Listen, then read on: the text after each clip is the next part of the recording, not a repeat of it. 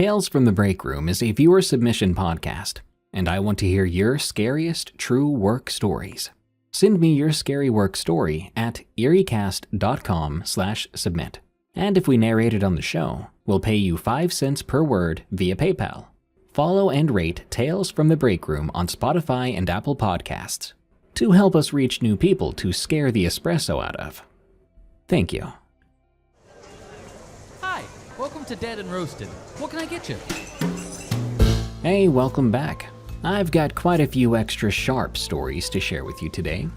Machetes, knives, and blades galore.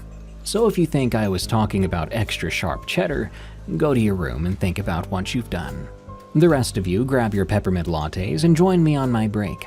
I've got allegedly true and scary work stories about highway horrors and basement boogeymen. These are Tales from the Break Room. Never stop for anyone. From Tithe Fighter. Look, I've been a regional manager for a specific convenience store chain for over a decade now. But there's one night I can't shake from my memory, no matter how hard I try. 4 years back, when I was 32, something happened on a late-night drive between two of our store locations. The purpose of the trip was simple. Just some checking and verification of product manifests. It's the sort of task I've done hundreds of times by then, maybe even more. But that night, it was different. By that point, I'd been with the company for 8 years, worked my way up to where I was. I knew the routes like the back of my hand, but the highway I drove down that particular evening felt off. I mean, sure, I've had drives where there weren't many cars around, but this was complete isolation. Not a single headlight or taillight in sight. Just me, my car, and the road ahead. I'd always preferred the quiet during these drives, but the unsettling loneliness was actually getting to me. To distract myself, I decided to turn on the radio, even though I usually avoided doing it. You see, my car speakers were busted and emitted this irritating buzzing sound that never failed to get on my nerves. But at the time, I figured that buzz was better than the quiet. The tunes were generic, something I'd heard on every other station a million times, but it was background noise, and I appreciated it. Driving along, trying to hum to the tunes, my eyes caught something odd in the distance. On the shoulder of the road, there was a shape. I squinted, trying to make out what it was. My headlights slowly began to illuminate the scene, and as I got closer, the shape took on the form of a woman, dressed in all white, lying face down in the ditch. My heart raced. A million thoughts ran through my head. Was she hurt? Was there an accident? My foot instinctively eased off the gas pedal, slowing the car. I had to help. What if she needed medical attention? As I drew nearer, the reality of the situation began to sink in. I was alone on a desolate highway, with a mysterious woman lying by the side of the road. The humming of the radio and the faint buzz from my busted speakers now seemed to be the only sounds in the world, contrasting sharply against the disturbing sight just ahead of me. It felt like a scene straight from a scary movie, and I had unwittingly become a part of it. The decision of what to do next weighed heavily on me as the distance between my car and that woman shortened. After pulling over, I turned on my flashers, hoping their blinking might alert any other drivers to our presence. The overcast skies made the night especially dark, and a chill ran down my spine as I sat there in my car, the only sounds being the hum of the engine and the music-infused buzzing of my radio. I could not shake the gnawing feeling at the pit of my stomach, because something felt wrong, deeply wrong. But here was a person who might be hurt. I couldn't just drive away. Taking a deep breath, I mustered the courage to unlock and open my car door. My phone was in my hand, my thumb hovering over the 9 button, ready to dial for help. The cold night air stung my face as I made my way slowly to the motionless figure. Every step felt like an eternity, and the nagging sense of unease grew with each one. As I approached, I could make out more details. The woman's white dress was stained and tattered in places. Her long hair obscured her face, and I couldn't tell if she was breathing or not. I hesitated for a moment, thinking of what to say. Maybe a simple, "Hey, are you okay?" would do. But before I could even utter a word, it all happened so fast. The woman's hand shot out, clutching my ankle with a grip that felt like iron. I barely had time to react before her other hand came into view, this one wielding a small knife. Panic surged through me. I tried to pull away, but she was quick, too quick. The sharp sting in my calf confirmed my worst fear. She had stabbed me. The pain was sharp and immediate. I yanked my leg away with all the force I could muster, feeling her grip loosen. My mind raced. I had to get back to my car. I had to get away, but with every step, the pain in my calf made it clear that running was not an option. All I could manage was a painful limp. Still reeling from the shock and pain, I managed to put some distance between me and that woman, desperately aiming for the safety of my car. But as if the situation wasn't terrifying enough, things took a turn for the even worse. The woman, now on her feet, began to scream a single word that echoed into the cold, empty air. "Hurry!" Her voice was shrill and desperate, like someone on the verge of madness. What happened next made my blood run cold. From the woods, I heard it, the unmistakable sound of footsteps. Not one, but multiple sets. It was as if an entire group was rapidly approaching, and by the sound of it, they were not far away. My mind raced, trying to make sense of the situation. Who were they? Why was she screaming for them to hurry? Hurry to do what? In my peripheral vision, I saw movement from the tree line, and what emerged will forever be etched into my mind. 3 large men, their clothes also tattered and worn, burst from the woods. The moonlight glinted off the large machetes they each held. Their intentions were clear. Every instinct in my body screamed at me to get in my car and go. Ignoring the pain in my calf, I fumbled for my keys, practically throwing myself into the driver's seat. The engine roared to life, and without a second thought, I floored the gas pedal, my tires screeching against the asphalt. As I sped away, I glanced in the rearview mirror. The 3 men had stopped. They stood next to the woman now, watching my car disappear into the night. The whole encounter felt like something out of a nightmare, but the burning sensation in my calf was a very real reminder of what had just transpired. It took me some time to process what happened, and even still, a large chunk of skin on my calf is completely numb from some damaged nerves. I never did check those product manifests that night. I drove straight home, locked all my doors, tended to my wound until sunrise when I finally went to a hospital. For a long time, I was plagued by a barrage of questions. What did they even want? Was it just a twisted trap for unsuspecting motorists? A carjacking gone wrong, or something even more sinister? To this day, I still have no definitive answers, but one thing's for sure. Night or day, I avoid that section of highway at all costs. And no matter how dire the situation looks on the road, I will never, ever stop for anyone again. That night taught me that sometimes the most ordinary situations can turn into your worst nightmare. I almost lost my baby. From Virginia. This happened during one of my lunch breaks. At the time, I was 4 months pregnant. My work buddies decided to throw a small baby shower, as I was pretty new to the area, and I hadn't had the chance to make close friends yet. So I decided that day I should go home during lunch to drop off the lovely gifts they'd gotten for my daughter At the time, I couldn't drive due to personal reasons, so I took a bus, which happened to be right in front of my workplace. As such, many other employees would take that bus all hours of the day.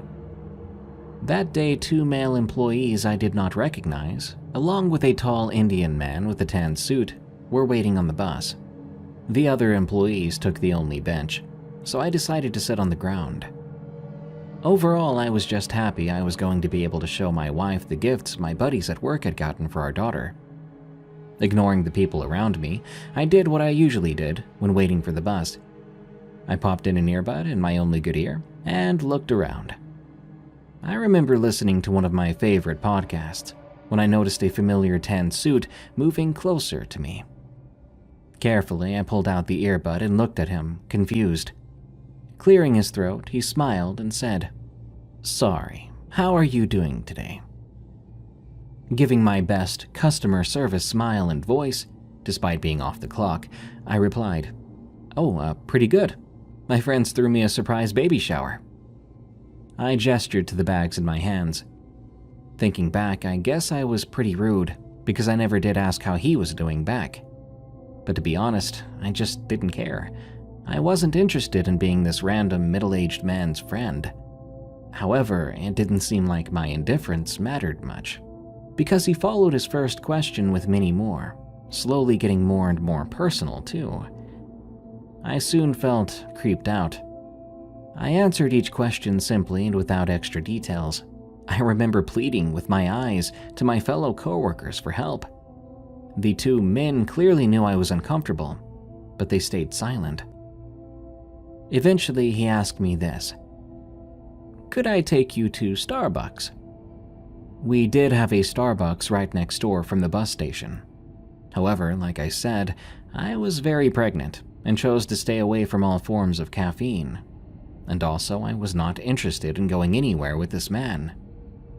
No thank you, I can't have caffeine, I'm pregnant." He scoffed. "Well, there's more than coffee there." Finally, being fed up with the conversation, I silently looked around for the bus, willing it to appear out of the now dark parking lot. But then, once again, he asked, "Could I take you to Starbucks?" At this point, my feeble attempts to be friendly slipped away. I said no. Seemingly unfazed, he asked again, "Can I take you to Starbucks?" He wasn't going to take no for an answer. Thankfully, my will seemed to finally make the bus appear. I didn't even care which bus it was, I just immediately went to stand up. That's when I felt it. A hand on my shoulder, pushing me hard onto the concrete ground I was just sitting peacefully on. Although shocked, I quickly turned to my side, taking much of the blow to my hip with a loud thud.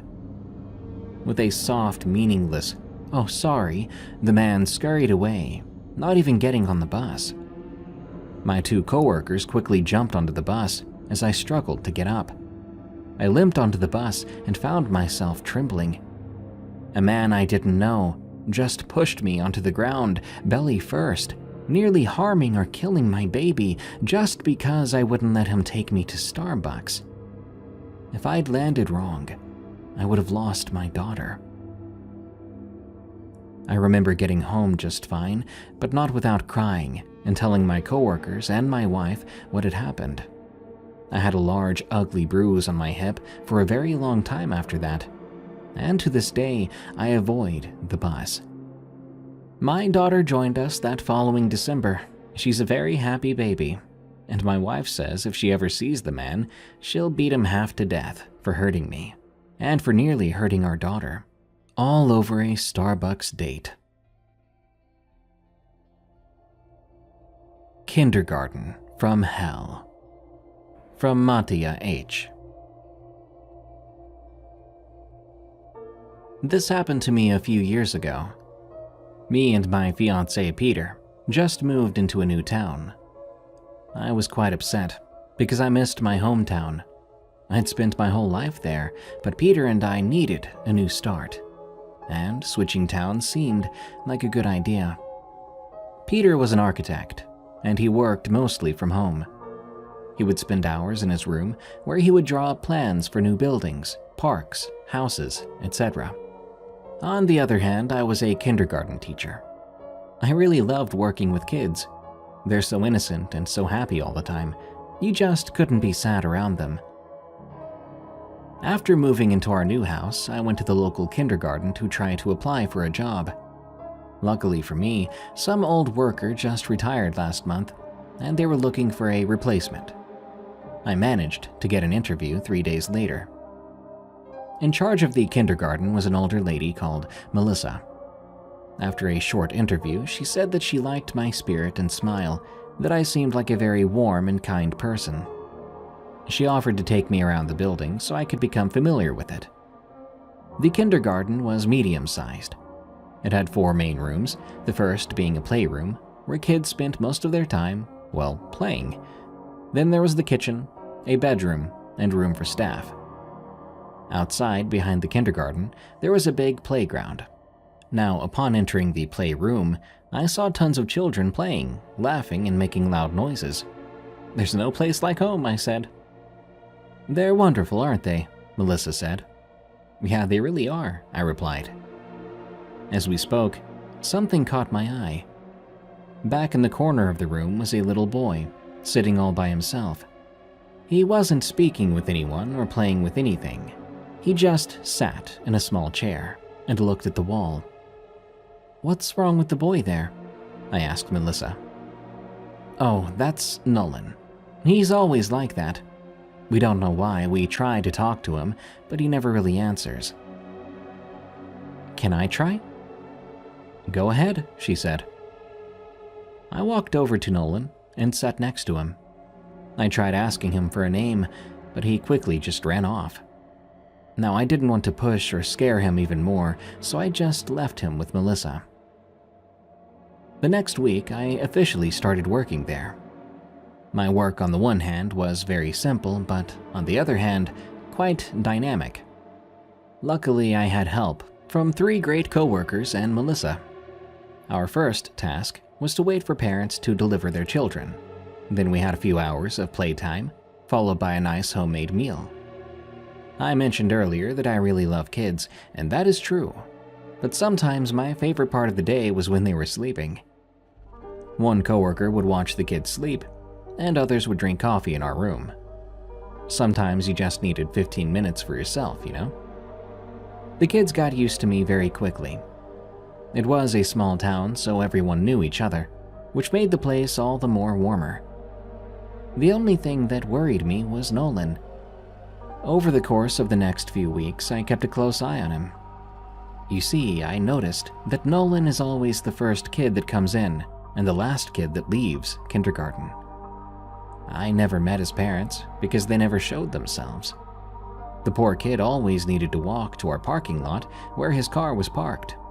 What kind of cold parent can you be, I asked myself, to not drive up and pick up your kid? One day on a lunch break, I asked one of my coworkers if she knew something about Nolan's parents. It's a small town. She'll probably know something, I thought. And she did. She said to me that Nolan's mother died last year. The police found her on the floor next to the stairs and presumed she'd fallen. But I don't really believe that, she added quietly. You see, her husband is the worst guy. I heard he drinks too much and he's aggressive much of the time. He even has history in the mafia. I was shocked to hear that. I couldn't believe what I was hearing. Well, did the police do anything about him? I asked. My coworker explained that neighbors had heard violent noises and screaming a few times in their house before, and they'd even called the police themselves at times. But his wife never said anything against him, so the police couldn't really do much. After that conversation, I looked at Nolan differently. Poor kid. If his father's abusing him, no wonder he's so withdrawn, I thought. In the days that followed, I put in extra effort in order to connect with Nolan. I was constantly trying to play a game with him or talk to him, but I always failed in my attempts. Until one day, Nolan fell from a swing You see, the only thing Nolan liked were the swings on our playground. After Nolan fell, I quickly rushed over to him, and I saw that he had scratched his knee. "Let me help you," I said. Naturally, he was scared, but eventually, he let me help him. He even told me thanks after that. It was a very big moment for me because that was the first time I'd heard him speak, and even more, it was the first time I felt I'd reached him. From that day on, Nolan and I started playing on a daily basis. He still didn't want to talk much, but his letting me play with him was a big step forward for me. However, one thing still bothered me: his father. I still hadn't met him, as he was always waiting for Nolan in the car. I just wanted a little chat with his dad, just to see what my gut would say about him. My chance finally came on one rainy day. Nolan forgot his umbrella, so I asked him if I could take him to his car with mine. He, of course, hesitated a little, but eventually he agreed. When we got to his father's car, I opened the back door for him and came to the front to talk with his father. I had to knock on his window, and I bent down to talk with him. When his dad opened the window, I was shocked. He was a middle-aged man with a scarred and unshaven face. He wore dirty, ripped clothes, and the worst thing was he smelled like he hadn't washed himself for days. What shocked me even more were the 3 empty bottles of booze in the passenger seat. I was still shocked when he started to yell at me. "So, what do you want? Why are you wasting my time? Speak." He was very mad. "Well, your son forgot his umbrella, so I walked him to the car for you. There's really nothing else I need." The father continued. "Nolan's a real man. A little rain can't hurt him. Now get away from here. I'm in a hurry." He then quickly drove away. During dinner with Peter, I was explaining what I'd experienced that day. "I'm afraid he's abusing him. I need to do something. I need to go over to his house and get him out of there," I nervously said. "You know you can't do that. He'll never let you in, and even if he does, what will you do? Just take his kid from him?" he replied. Peter was right, but I also knew I needed to do something. Against Peter's wishes, I took his address from kindergarten and went to Nolan's house the very next day. I didn't know what I would do or even say, but I knew I had to do something.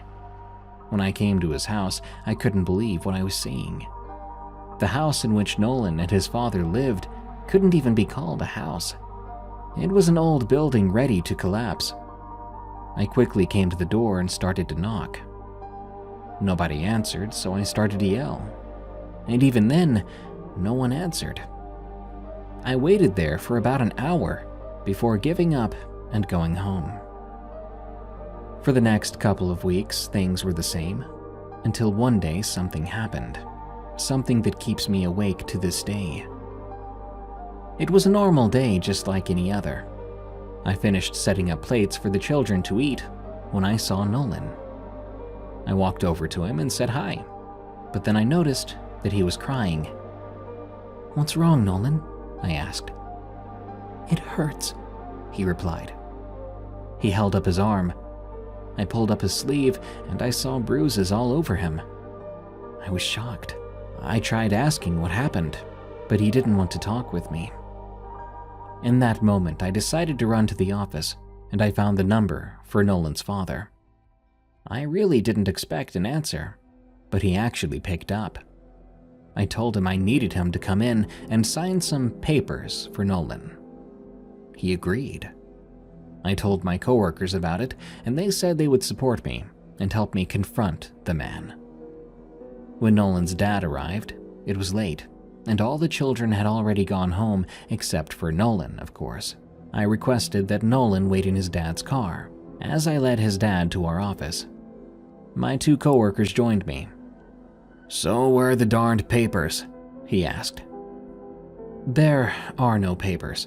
I just wanted to talk with you about something." "Are you abusing your son?" I asked. At that moment, he looked at me so seriously, I froze. "What did you say?" he asked. "I believe that you are abusing your son, sir, and I will call the police." That moment I would remember for the rest of my life, because as I said that, he revealed a huge knife from his pocket and ran right towards me. He slammed me into the wall and choked me. I tried to free myself, but he overpowered me, and as he choked me, my coworker took a vase and smashed it against his head. That temporarily knocked him down, and I was able to escape him. But the moment he stood back up, he stabbed one of my coworkers in the stomach. I was shocked as I saw blood spraying from her. In the heat of the moment, I shoved the man against the chair, and he fell down. That gave me and the other coworker enough time to help our injured friend out of the room. Just as he got up and began to run towards us with that knife, I quickly closed and locked the door. I then took out my phone and called for help, asking for an ambulance and police. Nolan's dad was yelling and screaming from the office. "I'll kill you. Do you hear me? Do you hear me?" I was shaking. I couldn't believe what was happening. I tried to calm down. I needed to help my injured coworker, but I just couldn't stop crying. The police and ambulance came here very quickly after my call, and they arrested him. Paramedics took my coworker to the hospital. As the police were taking Nolan's father to their car, he continued to yell, "I'll find you, and I'll get you. I'll kill you." Trembling like never before, I watched as the police took Nolan to the station. Some other officers took reports from me and my other coworker. After that, I called my fiancé, and he picked me up at the kindergarten. I shared the story with him. He was even more shocked than I was. How could someone do something like that? He wondered. After a few days, I heard from my injured coworker that she would be fine. The wound wasn't too deep. That was a relief. But even more joy came when I heard that Nolan's dad got a life sentence in prison. Despite his punishment, I was sad and angry. Why didn't I just call the police? My stubbornness nearly got my coworker killed. After a few months, my husband and I switched towns again. I just couldn't work and live there anymore. Every time I came to that kindergarten, images flooded my mind. Images of blood, a knife, and yelling from Nolan's dad. I needed a fresh start. Nowadays, I work at a preschool in my new town. I even have 2 kids of my own. I'm in touch with one of my old coworkers, and she let me know that Nolan has a new family, and now he's the happiest boy she's ever seen. I'm glad I managed to help Nolan, but to this day I can't process what happened. Can someone really be that cold-blooded? What if we didn't have my coworkers with me that day? Would he really have just killed me on the spot? One thing is sure. From now on, I'll be calling the police first. The Basement. From Martin. I've always been the kind of person who believes in what they can see and touch. Ghosts, spirits, and otherworldly things, not in my book. I'm 42, divorced, and a father of 2 amazing kids. After the separation, I took a job as the nighttime janitor to pay the bills and to avoid paying for childcare. It was at an old downtown office building in the heart of Cincinnati, Ohio. That building had a long history, serving as everything from a bank to a library over the years. By the time I started, it was mostly rented out to tech startups and law firms. My first week there was pretty mundane. The building, despite its age, was well maintained. My duties include cleaning the bathrooms, vacuuming the floors, emptying trash bins, and occasionally fixing a faulty light. The place was huge, and sometimes the long, silent corridors could give me the chills. But there were no ghosts to worry about, just the occasional mouse or 2. One Thursday night after finishing the 4th floor, I decided to take a break in one of the empty offices. This one in particular had a large window overlooking the downtown area. The city was beautifully lit. and the room was comfortable and silent. As I began to sip at my coffee, I heard what sounded like soft weeping coming from the hallway. Initially, I brushed it off, thinking it might be a leaky faucet or the wind from outside. But as I listened more intently, there was no denying it. Someone was crying. I felt a mix of curiosity and concern. I grabbed my flashlight and stepped into the corridor. The sound seemed to be coming from the end of the hallway, near the old storeroom. As I approached, the crying grew louder. It was a woman's voice, filled with so much pain. Thinking someone might be hurt, I quickened my pace. But when I reached the storeroom door and opened it, the crying abruptly stopped. The room was empty, save for old furniture and boxes. I called out, "Hello? Anyone here?" But there was no answer. Confused, I started to search the room. Then I noticed it, a small vent near the bottom of the wall. The sound must have traveled through the ventilation system. That meant the crying was coming from somewhere else in the building. Determined to help, I decided to follow the sound. I journeyed down to the 3rd floor, then the 2nd. The crying seemed to move as I did, always just out of reach. When I made it to the ground floor, the sobbing was clearer than ever. It was definitely coming from the basement. Now, I'd been in the basement only once, during my orientation. It was where the old bank vaults were. The place had a heavy, damp atmosphere, and I remember feeling a bit uneasy. But that was during the day. This was night. With every step I took down the creaky wooden stairs, the sobbing grew louder. But as I reached the basement, there was a sudden shift. The crying was replaced by a chilling silence. So I called out again, "Hello? Do you need help?" No response. With my flashlight guiding me, I walked deeper into the basement. And then I stumbled upon a horrific sight. A small makeshift room had been set up with worn-out carpets and old blankets. In the center was a metal chain attached to the wall. And at the end of that chain was a collar. My heart pounded as I realized someone had been held captive here. The crying, it had to be coming from them. But where were they now? Before I could process everything, I heard a low growl behind me. I spun around and was met with the sinister glare of a man, dirty and unkempt, holding a knife. "You shouldn't be here," he hissed. And that's where my memory fails me, because the next thing I knew, I woke up in a hospital bed. Apparently, a security guard had heard the commotion and found me unconscious in the basement. The police were involved, and an investigation began. I was told the man had been living secretly in the basement for months. The crying? Well, that came from a woman he had kidnapped. Thankfully, she was found and rescued from a different location. The man was arrested, but the damage was done. The terror I felt that night would stay with me forever. And as for the building, I never set foot there again.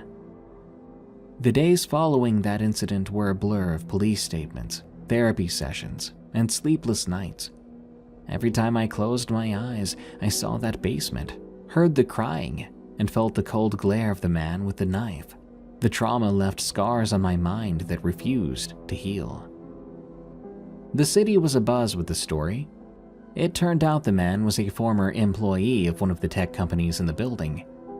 After being fired, instead of leaving, he hid in the building, creating this sinister lair in the basement. Over time, he became obsessed with a coworker, leading to the eventual kidnapping. For weeks after, my kids stayed with their mother. The sight of their dad with hollowed-out eyes and a shaken spirit was too much for them. It was during one of our supervised visits that my daughter, Lily, gave me a drawing. It was of me holding a mop, with a big smile on my face, standing outside the building. "You're my hero, Daddy," she said, "because you found the lady and you made sure she was safe." Her words were a balm to my wounded soul.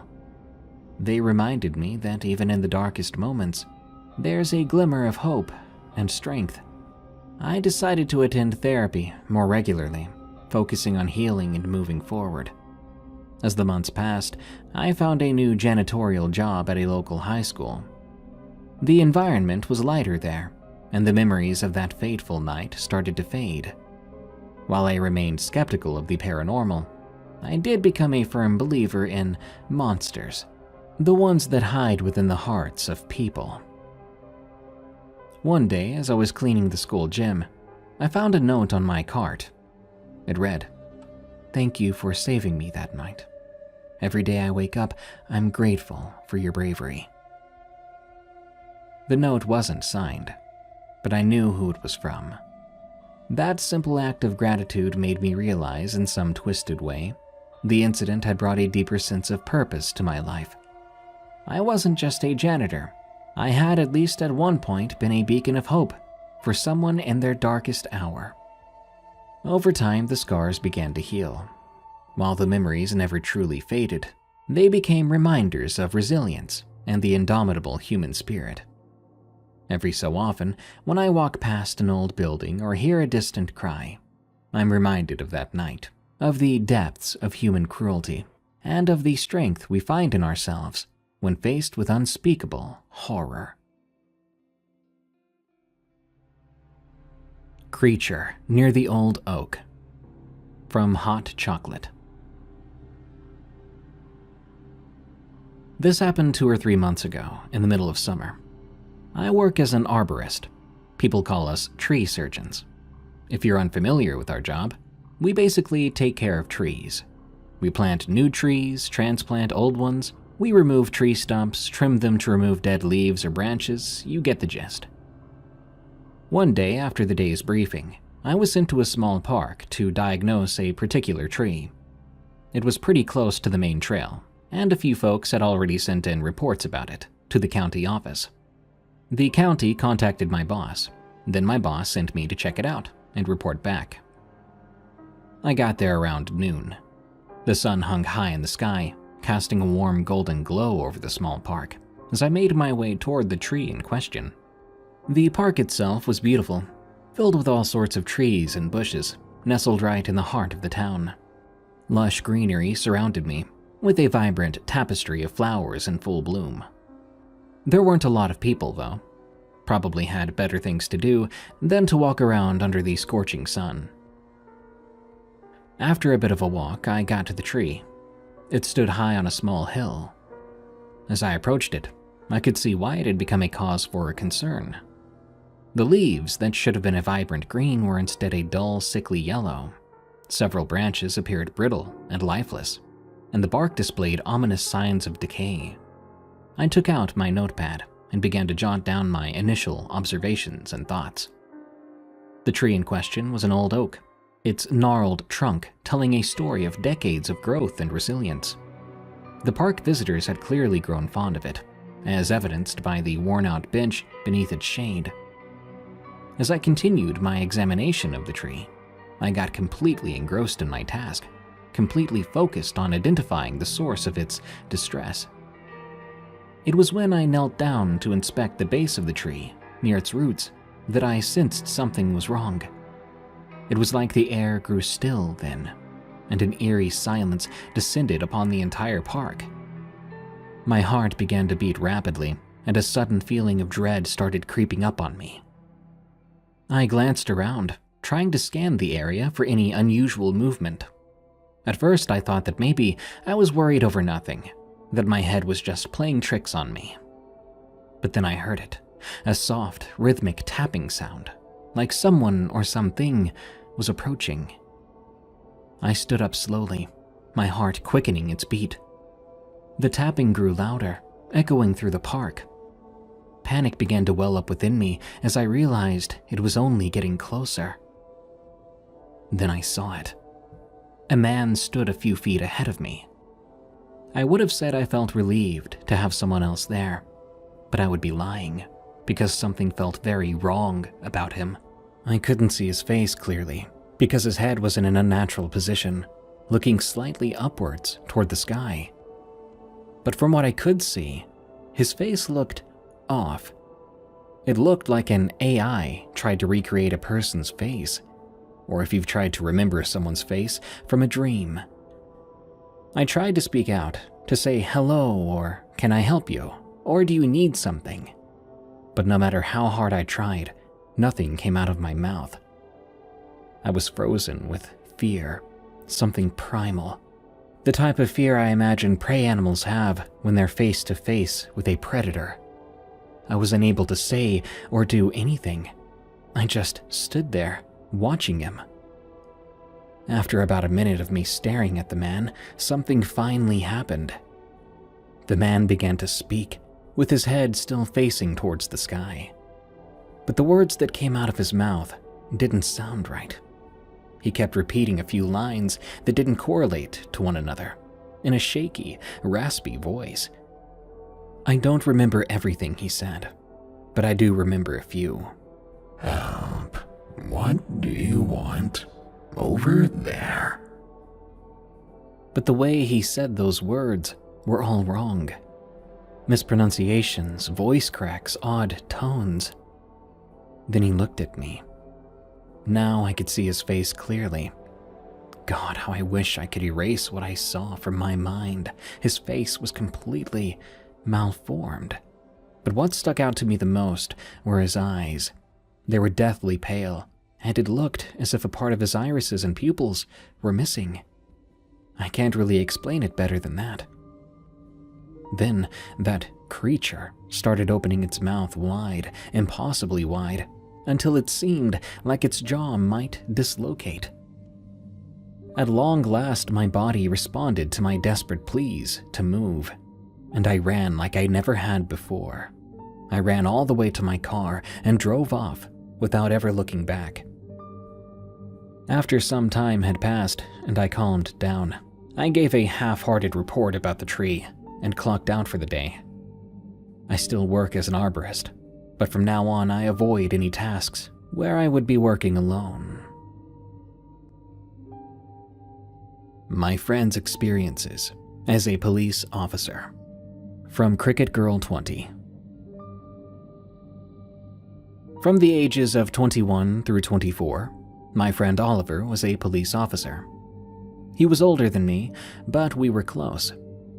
He would often tell me about his job, about the good and the bad. But when he turned 23, something changed. One night at around 1:30 a.m., he knocked on my door. It startled me awake. I opened the door and said, "Goodness, Oliver, it's the middle of the night. You okay?" My tone of voice changed when I saw the look on his face. I told him to come in, and he sat down on the couch. I gave him some hot chocolate and asked him, "What's wrong, Oliver?" He rotated the mug in his hand for a bit, then said, "Abby left me." I sat there for a second. Then he started to cry. I pulled him in for a hug and asked, "Why did she leave?" He sat back up, wiped his tears, and replied, "Because of my experiences on patrols, I've been seeing things. Well, a ghost, I think." I put my hand on his shoulder and said, "Well, tell me about these experiences." He looked at me and hesitated for a minute. Then he began. "Well, it started when we responded to a call of a young lady whose car got flipped. By the time my partner and I arrived, the car was in flames. I tried getting her out, but the heat was too much, and I had no choice but to take cover as the car exploded. I was upset, but I knew I couldn't do anything about it. After that, well, I started to see her everywhere. And she would always have this evil look on her face. I think she was angry with me. The first time I saw her was at home that same night. I just got finished showering, and when I opened the shower curtain, for a split second, I saw her. But she was gone so quickly. When I told Abby, she just said I was seeing things. She started to pop up at the department, the store, even the doctor's office. The second time I saw her was at the department. I was in the bathroom when I looked in the mirror, and I saw her there with that same evil look on her face. I even told my partner, and he laughed, saying, "Dude, you just feel guilty." The next day I saw her in my bedroom. Maybe it was a dream, but I don't think it was. She spoke to me then. She said, "You let me die. Now I will take something from you." That night, my partner and I had the night patrol. We were driving down this dirt road when a man ran across the road, causing me to slam on my brakes. This man ran off into an abandoned house. Worried, the two of us ran after him. We split up, but a couple of minutes later, I heard a gunshot. I ran to make sure my partner was okay. I found him on the ground, a bullet wound to the chest. That man had shot my partner and ran off. I radioed for backup and held my partner in my arms.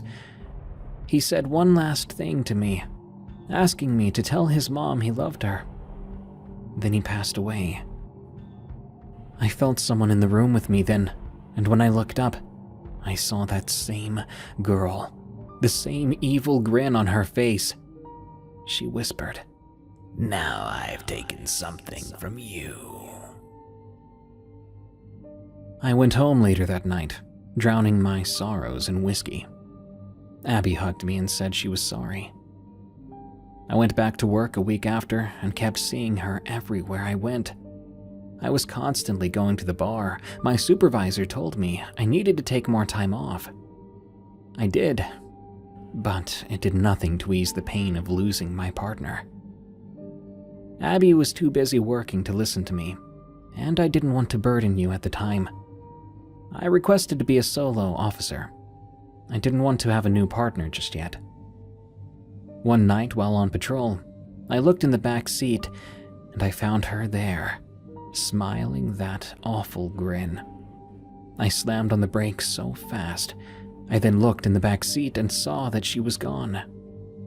I even tried going to a therapist, but it didn't do any good. This all happened a year ago, and I'm still seeing her. I should have saved her. Abby finally had enough of me complaining about it. She broke up with me. I didn't know where else to come tonight. After he finished telling me his story, I gave him a hug again and said, "Oliver, listen, you did everything you could to save her, and I'm sorry with what happened with Abby. I don't think she understood what you were going through, but I think you're a great guy." Oliver fell asleep on my couch. Soon after that, he quit the force. He turned in his gun and badge, and eventually, he did stop seeing the woman. It was so good seeing him happy again. Unfortunately, not too long ago, Oliver passed away from cancer. By the time it was detected, it was too late for him. Before passing, Oliver got a dog to help him with his troubles. He made me promise if anything happened to him that I would take the dog, and I kept that promise. Sometimes I can sense Oliver is around me, and I miss him every day. Quiet Nights from T. Fox. I work in a small library in a rural town of North Carolina. Our town is small with a population of roughly 2,000. The kind of place where everybody knows everybody, and most of us have gone to school together at some point. So it's really a good sense of community and safety. The night was the same as any other. I was working overnight, sorting books, logging them into the brand new computer, and getting the other books ready to be sent out the following morning. My book trolley was settled in front of the desk, loaded with books to go back on the shelves, and a few drawings the children made, which was to go on a wall in the children's section. I'd logged in the last book for the evening, looking for my coworker Alex, who usually helped me put some books on the higher shelves, but he was nowhere to be seen. I figured he was in the restroom, so I just got started on the drawings. I crossed the front room, going down a small hallway. I was a bit tired at that point, so I didn't think anything of it when the light in the children's room was off. It took a moment of fumbling before I got the fluorescent lights to burst into life, which revealed that some books had been scattered across the floor, and the character plushies from the top of the shelves had now been placed on top of a few of these scattered books. I was bewildered. I was just in this room earlier in the evening. There were no books or plushies on the floor as I left. Perhaps Alex had accidentally knocked into a shelf. I set the drawings down on a nearby table, and I got to work, putting A Wrinkle in Time, some Narnia books, and a few others back on the shelf. And I even placed a stuffed Pikachu back on its little rocking chair, which was perched atop the manga section. I frowned, wondering how Alex could have been so clumsy. Usually he's a very careful person, but I shrugged it off. I got some thumbtacks from the desk and pinned the drawings up onto the back wall of the room. I then turned, and I heard something shuffling behind me. The Pikachu was back on the floor again. At this point, I was a bit annoyed, confused, even slightly startled. I sat the Pikachu firmly back upon the chair, making sure it wouldn't move again, just in case I hadn't set it in the doll-sized chair before. Maybe I just didn't place it right. "Stay put," I muttered. I looked on my book trolley and picked out a few Animorphs to put back on the shelves. As I turned to put them up, I let out a mix of a gasp of shock and a frustrated grunt. There on the ground was Pikachu again. But in addition to the little yellow mouse was another plush, now sitting on the rug in the middle of the room. I grabbed my phone, fully convinced that Alex was messing with me. I heard his phone ring across the hallway, and I swear I felt my hands grow cold. He was in the main room, so there was absolutely no way he could have snuck past me like that. Hello, Heather? He asked, having picked up his phone. I was at a loss for words for a moment. You're in the main room, right? He hung up, rather rudely, I thought, and walked into the children's room, looking at me firmly. I was. Why? I pointed at the plushes on the floor. You're not messing with me? Did we check if everyone was gone from the building? He walked over, picking up the plushes and setting them down where they were supposed to go. Look, I'm sure nobody's in here. We've both walked the building back and forth. And I wasn't messing with you. In fact, when I got out of the bathroom, I came looking for you. I pinched my lips together, firmly, for a second, before deciding to brush this off.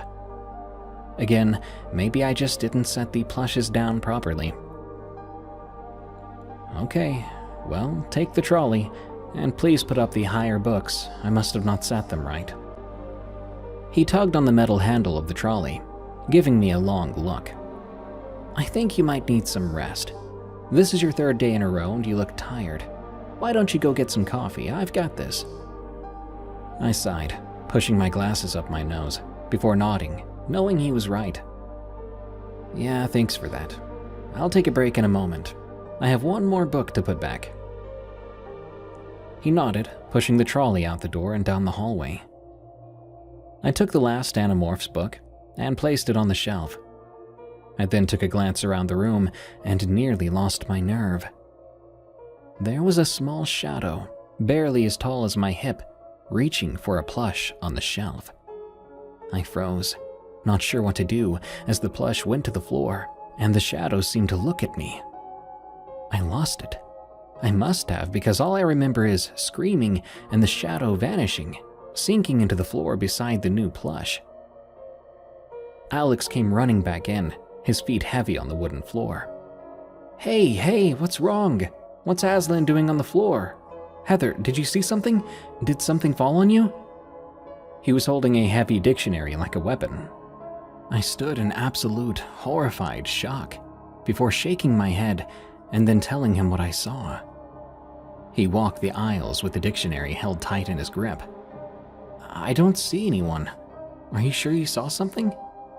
Yes, I'm sure, Alex. My voice was stern, but I was absolutely shaking. I felt like the air was too thick in the room, so I stepped out into the hallway. "Look, just come with me for the evening, okay?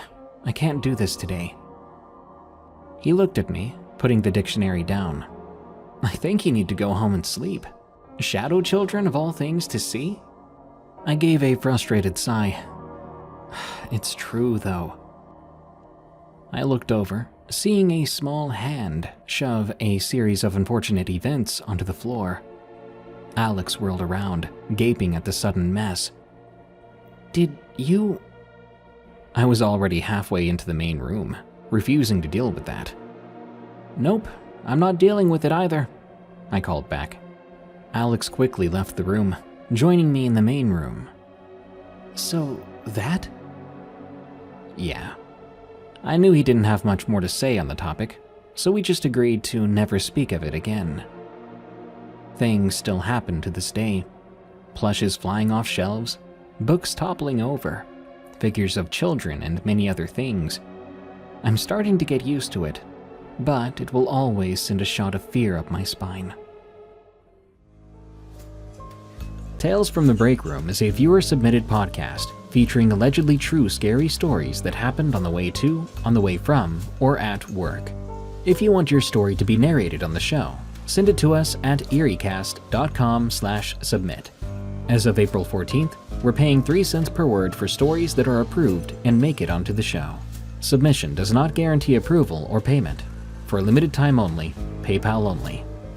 Tales from the Break Room is an EerieCast Network original podcast hosted by Darkness Prevails. You can follow him on Twitter at Dark Prevails, and you can hear thousands more stories read by him on our other show, Unexplained Encounters. If you enjoyed this episode, please follow and rate Tales from the Break Room on Spotify and Apple Podcasts. You can also enjoy plenty more horror-themed podcasts at EerieCast.com.